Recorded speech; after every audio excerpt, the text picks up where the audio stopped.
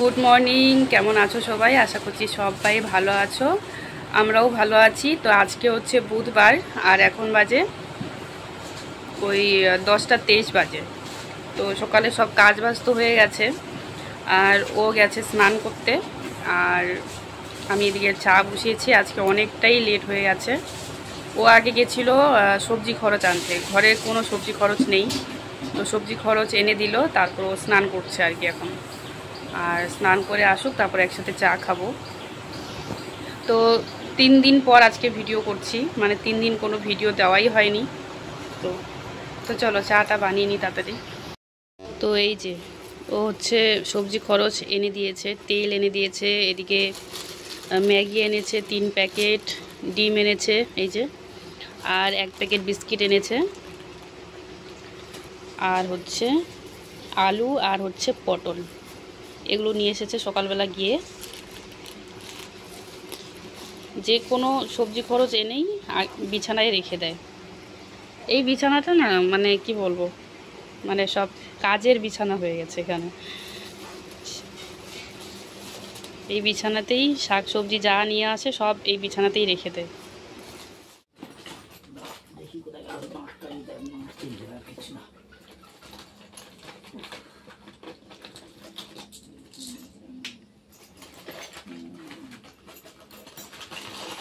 সঙ্গে ছেলেটা ফাঁকি মারে এমন সময় না, বৃষ্টি হবে নাই, চলে সেটা ভালো নেই না। হ্যাঁ ভালোই যাচ্ছিস তো,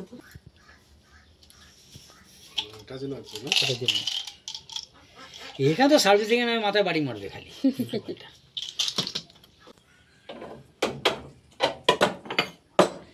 এগুলো ভর্তুকিতে এসছে তো, ওই জন্য ব্যাপারটা হয়ে যাচ্ছে না।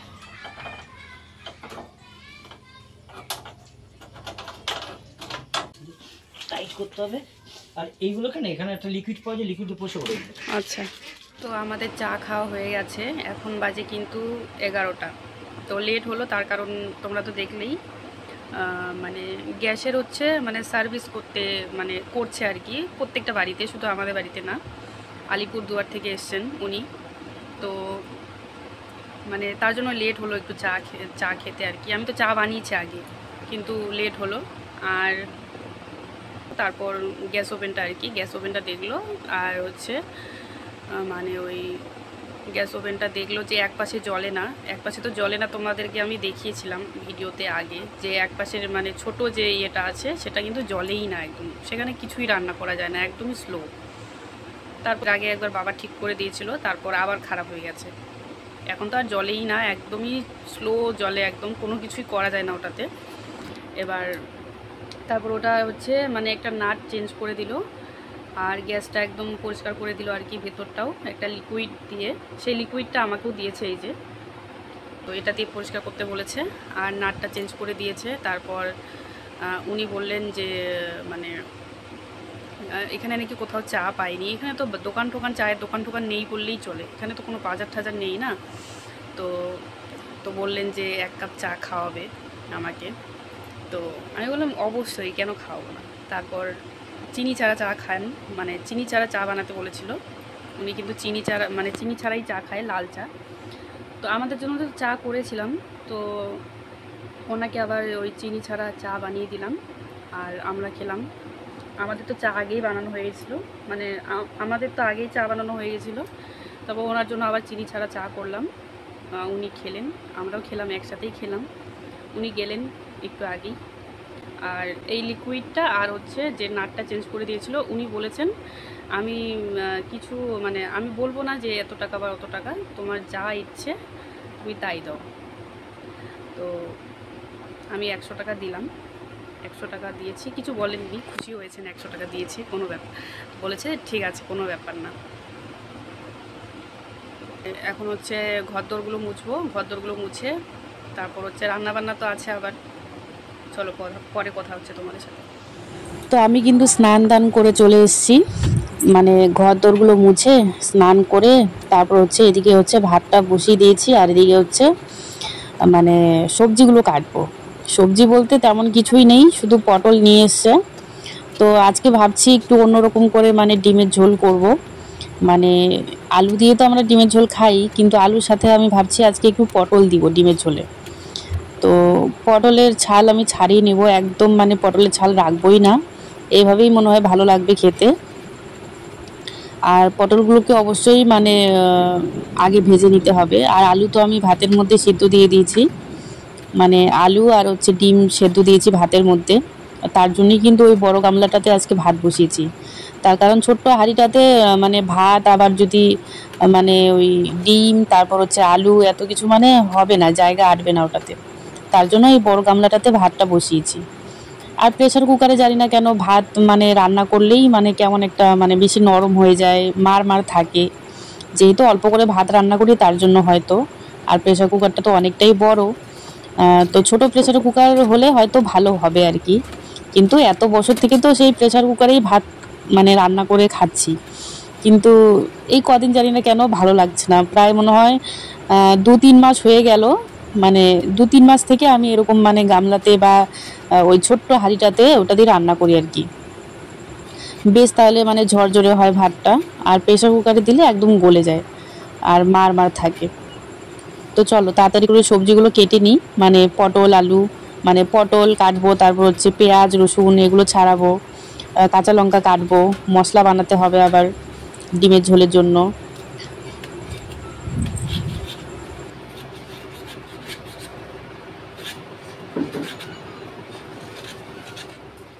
তো আমার কিন্তু ভাত হয়ে গেছে, এই যে ভাত নামিয়ে নিয়েছি। আর দেখো কতগুলো ভাতের মার পড়েছে এখানে। আর এই যে এইভাবে পটল কেটেছি আমি, এটা দিয়ে হচ্ছে ডিমের ঝোল হবে। এই যে আলু সেদ্ধ করে নিয়েছি, আর এই 2 পিস হচ্ছে এই 2 পিস পটল ভাজা হবে আর কি। আর এখানে ডিম ছাড়িয়ে রেখেছি, পটল ভাজাটা করে নেব, তারপর হচ্ছে মানে ডিমের ঝোলটা করবো আর কি।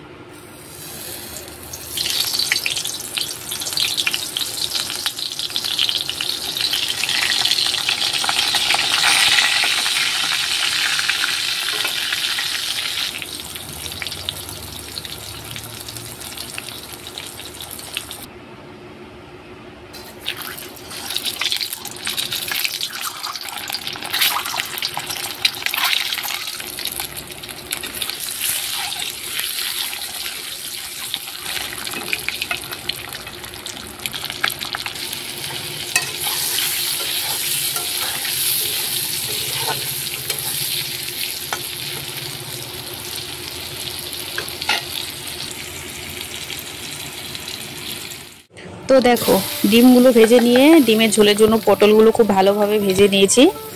আর এদিকে হচ্ছে ফোড়নে দিলাম একটুখানি মানে 5 ফোড়ন, আজকে গোটা জিরে নেই, শেষ হয়ে গেছে, তো সামান্য একটু 5 ফোড়ন দিলাম। আর হচ্ছে পেঁয়াজ কুচি আর হচ্ছে কাঁচা লঙ্কা। আর এই যে এখন হচ্ছে সেদ্ধ করা আলুগুলো দিয়ে দেবো আমি, আলুগুলো দিয়ে ভাজা ভাজা করে নেব খুব ভালোভাবে। আর আজকে হচ্ছে মানে মিক্সিতে মশলা আমি বানাবো না, আজকে আমি মানে আদা রসুনটা একটু থেতো করে দেবো আর কি। এইভাবেই করছি আজকে ডিমের ঝোলটা আর কি। তার জন্য আমি পেঁয়াজ কুচিটা একটু বেশি করে দিয়েছি, যেহেতু আর মশলা মানে করাই হবে না, তো পেঁয়াজ কুচিটা তার জন্য একটু বেশি করে দিয়েছি। আর লঙ্কা গুঁড়ো, হলুদ গুঁড়ো, তারপর হচ্ছে লবণ দিয়ে দিলাম, ভালোভাবে কষিয়ে তারপর হচ্ছে ঝোল দিয়ে দেবো আর কি।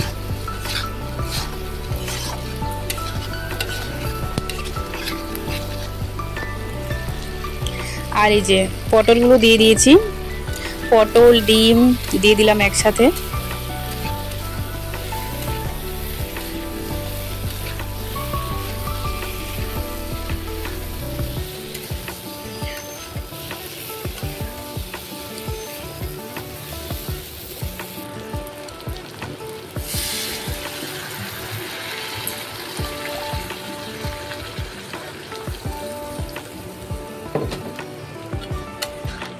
তারপর দেখো ঝোল দিয়ে দিলাম, কিছুক্ষণ ফুটিয়ে তারপর হচ্ছে নামিয়ে নেব।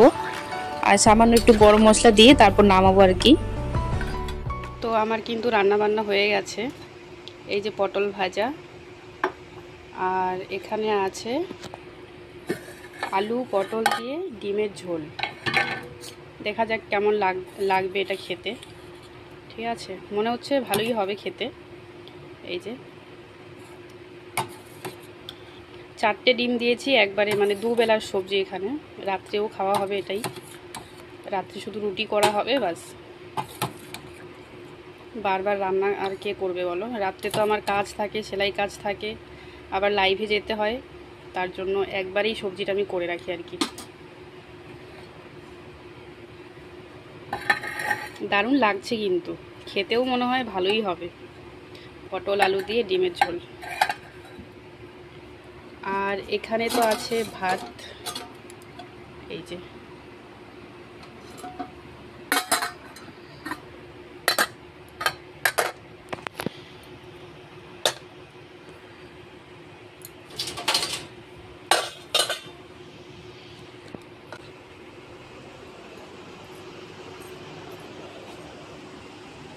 আর বাইরে তো একবার রৌদ্র উঠছে আর একবার মেঘলা করছে।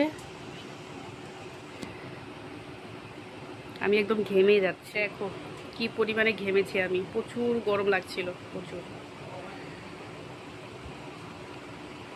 একবার রৌদ্র উঠছে আর একবার মেঘলা করছে বাইরেটা। বৃষ্টি হয়তো রাত্রিবেলা হবে।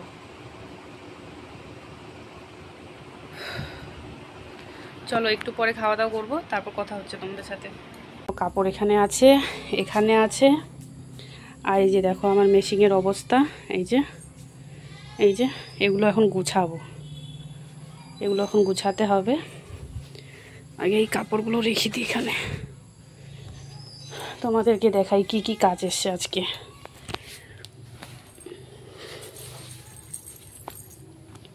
এই যে এখানে আছে দুটো জিন্স, এগুলোকে মানে কেটে তারপর হচ্ছে সেলাই করতে বলেছে।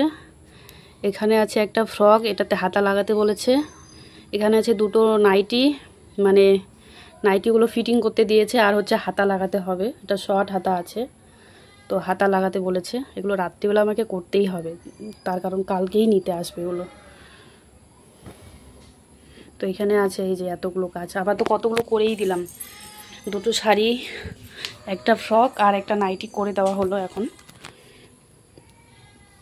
আর এই যে এই পুরানো নাইটিটা কিন্তু মাপ দিয়েছে, এই মাপে এই দুটো নাইটি ফিটিং করতে বলেছে আর কি।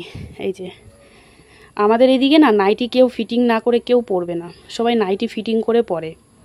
লম্বা হয়, তারপর আবার মানে গলা বড় হয়, হাতা লম্বা হয়, হাতা ঢিলা হয়, এগুলোকে একটু ফিটিং না করলে না দেখতেও সুন্দর লাগে না। আমার তো এই নাইটিটা ভীষণ পছন্দ হয়েছে, এই যে এটা এই লাল কালার নাইটিটা ভীষণ পছন্দ হয়েছে।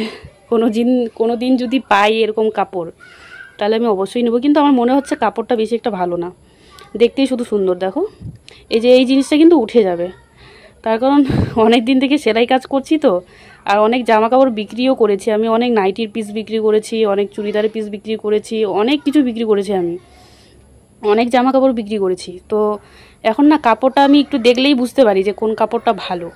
এটা কিন্তু দেখতে সুন্দর লাগছে, দেখো কালারটা বেশ সুন্দর, কিন্তু হচ্ছে এই যে এই জিনিসটা কিন্তু উঠে যাবে, এটা উঠে যাবে আর প্রচুর কালার উঠবে। এটা এই যে লাল কালারটা না, এটা পুরো উঠে যাবে, কয়েকবার ধুলে এটা মানে ফ্যাসে হয়ে যাবে।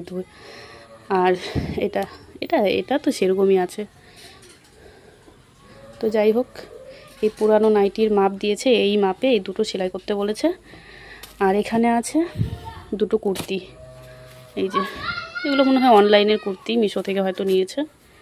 গলাটা কাটতে বলেছে, গলাটা একদমই ছোট, তো এই যে এটা গলা কাটিং করতে বলেছে। এই যে এখানে দাগ দেওয়া আছে, এই যে এটা গোল করে কাটতে হবে আমাকে, এরকমই সেম ডিজাইন করতে হবে আবার আমাকে। এই যে এই ডিজাইনটা আছে না, সেম এরকমই ডিজাইন, এটা একটু নিচে করতে হবে আর কি। এটা কেটে ফেলে দিয়ে পিছন গলাটাও কাটতে বলেছে।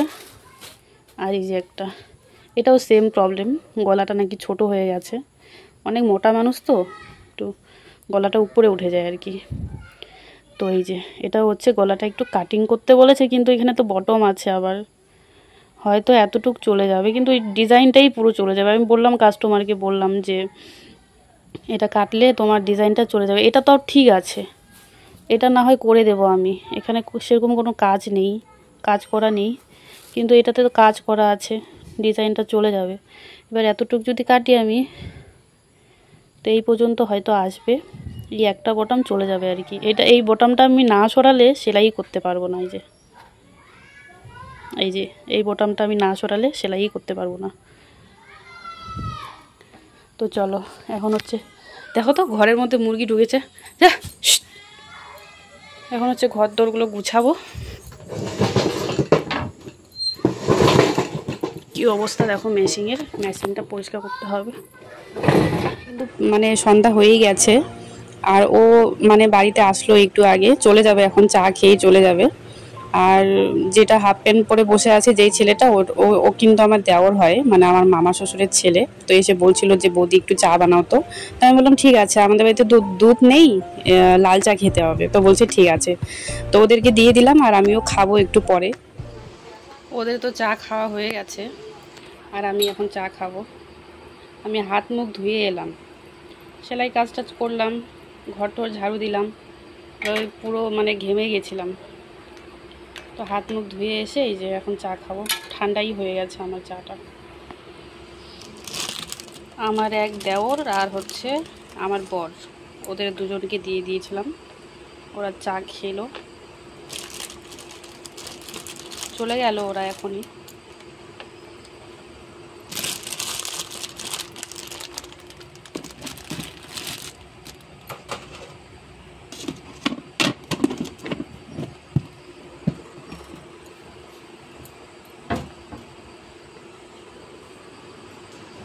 তো দেখো সন্ধ্যাবেলা তো চা টা খাওয়া হয়ে গেল, আর ও তো আবার চলে গেল ডিউটিতে। আর আমিও এদিকে দেখো কাজ করতে বসে গেলাম, মানে সেলাই কাজ আর কি। তো তখন যে জামা কাপড়গুলো দিয়ে গেছে সেলাই করতে, ওগুলো তো করতেই হবে। আর তারপর হচ্ছে এই যে এই ব্লাউজ পিসগুলো আর কি, প্রথমে এই ব্লাউজ পিসগুলো কেটে নেব আমি।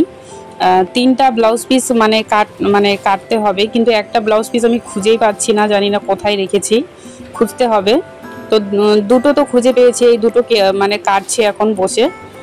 আর আর হচ্ছে মানে এই ব্লাউজ পিসগুলো অনেক দিন হয়ে গেছে, মানে আজকে বানাবো কালকে বানাবো এরকম করতে করতে আর বানানোই হয় না। কাস্টমারও সেরকমভাবে মানে কাস্টমারের সেরকম এমার্জেন্সি নেই, কাস্টমার তো মানে ফোনও করছে না, কিছু করছে না, মানে মানে খোঁজও নিচ্ছে না যে ব্লাউজগুলো হয়েছে কি না। যখন বানাতে দিয়েছে তখনই বলেছিল সেরকম এমার্জেন্সি নেই, দিয়ে গেলাম, তোমার যখন সময় হবে তুমি বানিয়ে রেখো। তো তার জন্য কিন্তু এই কথাটা যেই কাস্টমার বলবে না, সেই কাস্টমারের জিনিস যে কবে হবে তার কোনো ঠিক নেই। আবার যারা বলে যে না আজকে দিয়ে গেলাম কালকের মধ্যে লাগবে বা 2 দিন পরে লাগবে, তাদের জিনিস কিন্তু খুব তাড়াতাড়ি হয়ে যায়। মানে যাদের এমার্জেন্সি থাকে তাদেরকে আমি কোনোদিনও ঘোরাই না আর কি, ঠিক সময় মতোই দিয়ে দিই আর কি। যতই আমার কাজের চাপ থাকুক না কেন, মানে শরীর খারাপ থাকলেও আমি মানে এমার্জেন্সি কাজগুলো আর কি করে দিই আর কি। তো চলো তাড়াতাড়ি করে ব্লাউজ পিসগুলো কেটে নেব।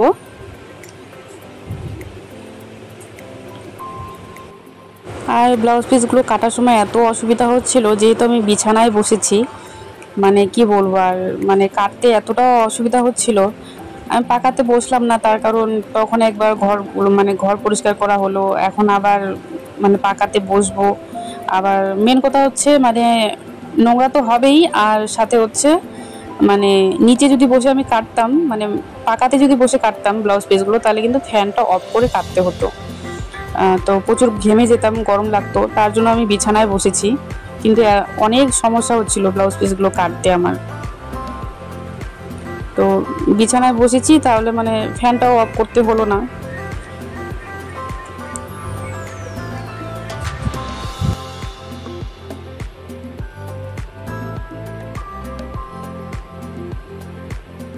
বাজে প্রায় রাত 11টা, আর ও এখনও আসেনি।